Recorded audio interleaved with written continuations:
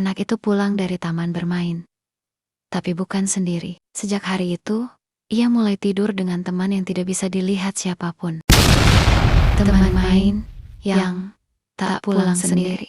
Sore itu, langit cerah, dan angin berhembus pelan. Di sebuah taman kecil di pinggiran kota, seorang anak perempuan berusia 5 tahun bernama Aira tengah bermain ayunan seorang diri. Ia tampak tertawa, berbicara, dan sesekali menoleh ke samping, seolah-olah sedang bermain bersama seseorang. Padahal, tidak ada siapa-siapa di sebelahnya. Seorang ibu yang duduk di bangku taman, memperhatikan Aira dengan heran, karena sejak 1 jam lalu, Aira terus berbicara sendiri. Kadang tertawa, kadang juga tampak seperti sedang mendengarkan sesuatu. Ketika hari mulai gelap, sang ibu, Bu Siska, memanggil Aira untuk pulang. "Yak, Aira, sudah sore, kita pulang." Aira menoleh, lalu berkata dengan polos, "Tunggu dulu, Ma.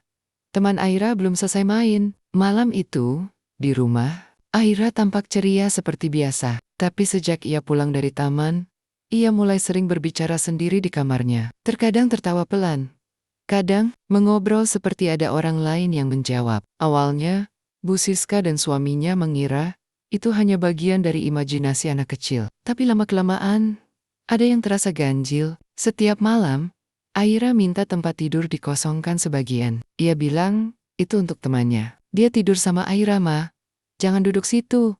Itu tempat dia." Dan setiap pagi, selimut di sebelah Aira tampak seperti bekas dipakai. Malam-malam berikutnya, Aira mulai berubah. Ia sering terbangun tengah malam, dengan mata terbuka, dan menatap kosong ke arah sudut kamar. Kadang ia bicara dalam bahasa aneh, bukan bahasa yang pernah diajarkan, dan setiap kali orang tuanya bertanya, ia hanya menjawab. Dia yang ajarin, namanya Kakak Lintang. Bu Siska mulai gelisah, apalagi setelah suatu malam, ia melihat pintu kamar Aira terbuka sendiri, dan suara tawa anak-anak terdengar samar dari dalam. Padahal, Aira sedang tidur. Ayah Aira memasang kamera CCTV kecil di kamar anaknya. Tapi saat diputar keesokan harinya, hanya terdengar suara bisikan. Gambar merekam Aira duduk di kasur, sendiri, tapi matanya menatap seseorang yang tak tampak oleh kamera. Dan kemudian, di detik terakhir rekaman, lampu kamar berkedip, dan bayangan kecil tampak melintas di dinding. Karena tidak tahan lagi, Bu Siska membawa Aira ke rumah seorang ustadz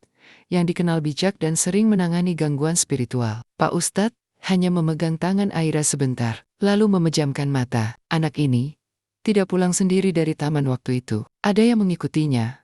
Dan sekarang, makhluk itu sudah merasa rumah ini miliknya juga. Pak Ustadz kemudian melakukan ruqyah. Aira yang awalnya diam, tiba-tiba menjerit keras.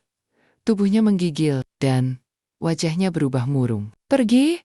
Jangan usir dia! Dia teman Aira!" Aira menangis dan menjerit sambil memeluk dirinya sendiri. Dan tiba-tiba, semua lampu di ruangan padam. Di tengah kegelapan itu, terdengar tawa kecil, yang bukan dari Aira. Pak Ustadz terus membaca doa dengan suara keras. Aira terkulai, menangis keras, lalu pings.